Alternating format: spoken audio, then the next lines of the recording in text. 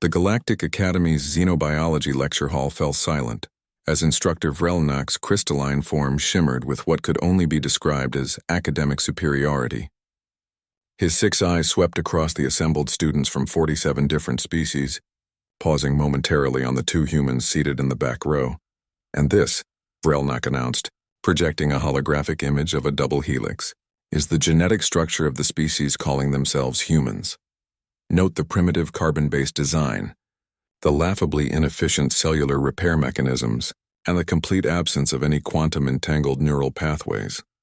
Nala shifted uncomfortably in her seat, her dark eyes narrowing. Beside her, Gideon maintained his characteristic calm, though his jaw tightened slightly. As you can clearly observe, the instructor continued, his tone dripping with condescension, Earth species are biological anomalies. They simply don't belong in our galaxy's evolutionary framework. Every cataloged species shares common ancestral markers, the founding sequences that trace back to the progenitors. Every species except these newcomers. A Threxian student, its serpentine body coiled on a specialized seat, raised a tentacle. But instructor, haven't the humans demonstrated remarkable adaptability? They've only been spacefaring for 2 centuries, yet they've established colonies on irrelevant. Vrelnak cut in sharply. Adaptability born from desperation is not evolution. It's survival instinct, nothing more. The humans lack the fundamental genetic architecture that connects all legitimate galactic citizens to the progenitor lineage. Nala's fingers drummed against her datapad. She'd heard these arguments before in 1,000 different variations. The Galactic Academy had only begun accepting human students 15 years ago, and the prejudice ran deep. According to conventional wisdom, humanity had appeared out of nowhere, a cosmic accident on a backwater planet with no connection to the carefully documented evolutionary trees that linked every other known species. Today's practical examination, Vrelnak announced, will involve using the archive scanner to trace your genetic lineage. Each of you will confirm your connection to the founding sequences. This will demonstrate conclusively the biological legitimacy of your place in galactic society. Gideon leaned toward Nala, his voice barely a whisper. This should be entertaining. Or humiliating, she muttered back. One by one, students approached the archive scanner, an ancient device recovered from progenitor ruins millennia ago.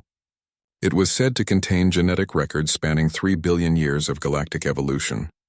Each student placed their appendage, tentacle, or pseudopod into the scanning field, and within seconds, the device traced their ancestry through thousands of generations, culminating in the glowing words, confirmed descendant. The pattern repeated with mechanical precision.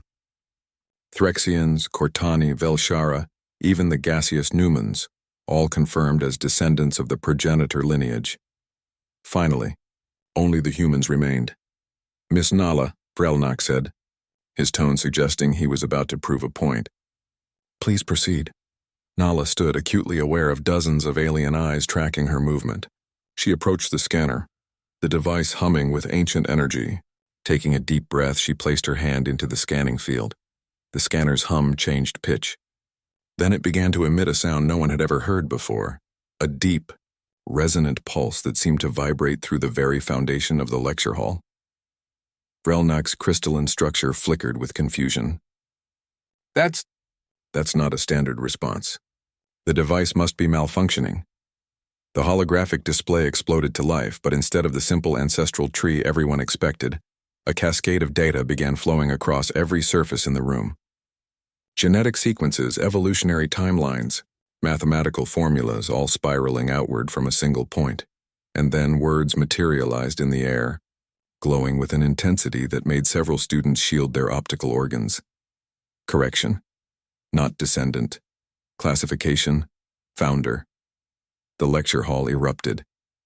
Students chittered, buzzed, and vocalized their shock in 47 different languages.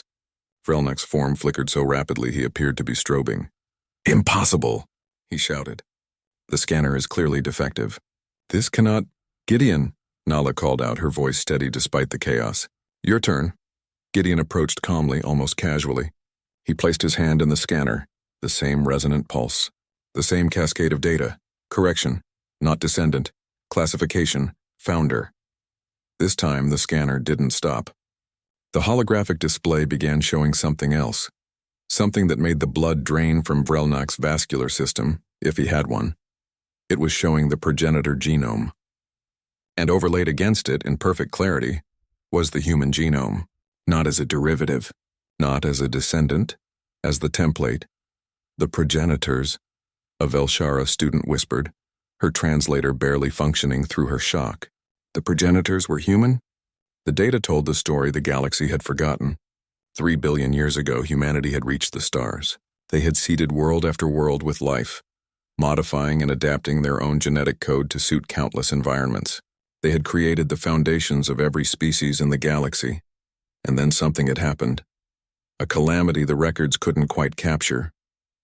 The great human civilization had fallen scattered, reduced to a single surviving colony that had regressed to primitive life on a planet they would eventually call Earth. The children had evolved, adapted and filled the galaxy. The parents had forgotten, started over, and clawed their way back to the stars through sheer, stubborn determination. All those times you called us not belonging, Nala said quietly, looking directly at Vrelnak. You were right. We don't belong in your evolutionary framework. Gideon finished the thought, a slight smile playing at his lips. We built it. The scanner pulsed one final time, and a new message appeared. Welcome home. Founders, the archive has awaited your return. In the stunned silence that followed, Nala and Gideon exchanged a glance. They had come to the Galactic Academy to learn their place in the cosmos. Instead, they had learned that the cosmos had been waiting for them to remember their own. Vrelnak's crystalline form had frozen completely, his 6 eyes locked on the irrefutable data still floating in the air. Around the lecture hall, the implications began to sink in. Every species, every civilization, every genetic lineage in the galaxy traced back to human origin. Humanity hadn't appeared from nowhere.